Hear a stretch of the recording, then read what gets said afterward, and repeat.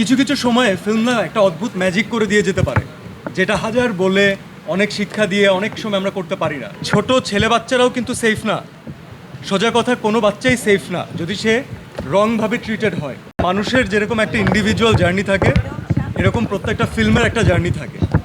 আজকে যে জিনিসটা এখানে ঘটছে সেটা আমাদের ইমাজিনেশনের অনেক বাইরে।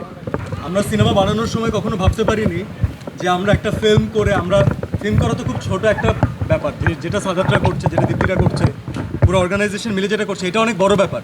ফিল্ম বানানো এটার সামনে খুবই ছোট ব্যাপার, কিন্তু কিছু কিছু সময়ে ফিল্ম না একটা অদ্ভুত ম্যাজিক করে দিয়ে যেতে পারে, যেটা হাজার বলে অনেক শিক্ষা দিয়ে অনেক সময় আমরা করতে পারি না। সো বললাম না যে প্রত্যেকটা ফিল্মের একটা লাইফ সার্কেল থাকে। তো আমার মনে হয় যে আজকে আমাদের জঙ্গলির সেই সার্কেলটা কমপ্লিট করলো এবং আমরা সাধারণের থেকে একটু মনে হয় অনন্য হয়ে উঠতে পারলাম, only because of this initiative. জঙ্গলি শুধুমাত্র আমাদের কাছে একটা গল্প তখন ছিলই না, কখনোই ছিল না। জঙ্গলির একটা বড় জায়গা ছিল পাখি, যারা এই হারিয়ে যাওয়া পাখিদেরকে নিয়ে কাজ করে। তাদেরকে একটা প্রপার শেল্টারে পৌঁছে না দেওয়া পর্যন্ত তারা শান্তি পায় না। তাদের সেফটি অ্যান্ড সিকিউরিটি এনশিওর করে। আপনারা জানেন যে আগে আমরা শুধুমাত্র বলতাম যে মেয়ে বাচ্চাদের সেফটি অ্যান্ড সিকিউরিটিটা একটু বেশি কঠিন, একটু বেশি ক্রিটিক্যাল, কিন্তু যদি আপনি রিসেন্ট টাইমসের পরিসংখ্যান খেয়াল করেন, ছোট ছেলে বাচ্চারাও কিন্তু সেফ না। সোজা কথা, কোনো বাচ্চাই সেফ না যদি সে রংভাবে ট্রিটেড হয়। তো এটা অনেক বড় একটা initiative. So thank you so much. একাই 100 পুরো টিমকে আমি ধন্যবাদ দিতে চাই যে আমরা অনেক কিছু মন থেকে চাই করতে, কিন্তু ওরা সেটা করে দেখাচ্ছে। আজকে আমাদের সাথে একজন প্যারেন্টস আছেন, মায়ার বাবা।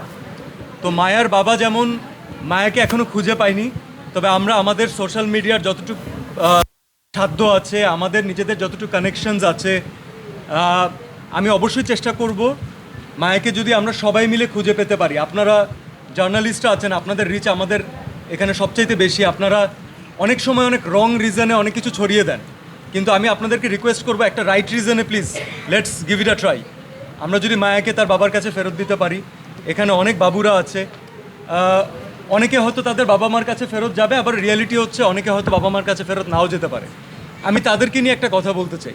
এমন অনেক প্যারেন্টস আছে না, যে যারা অনেক বেশি একটা বাবু চায়, অনেক বেশি সেটার জন্য ড্রিম দেখে, কিন্তু হয়তো আল্লাহ তাআলা তাদের নসিবে সেটা রাখেনি। তো আমি সকল প্যারেন্টসদেরকে আমি রিকোয়েস্ট করব, যাদের অবস্থা আছে, যারা আসলেই কেপেবল, একটা বাচ্চাকে কিন্তু শুধুমাত্র তার দায়িত্ব নিলেই হয় না, সেই বাচ্চাটাকে প্রপার এনভায়রনমেন্ট দিতে হয় বড় হওয়ার জন্য। তো আমি এই প্ল্যাটফর্মের মাধ্যমে আমি সবাইকে রিকোয়েস্ট করতে চাই, আপনাদের আসলেই যাদের সামর্থ্য আছে এবং যাদের ইচ্ছা শক্তি আছে, খালি এই ট্রেন্ডে গা ভাসানোর জন্য যারা কাজ করতে চান না, যারা আসলেই মন থেকে চান, কেন না আমরা একটা বাচ্চার দায়িত্ব নেই।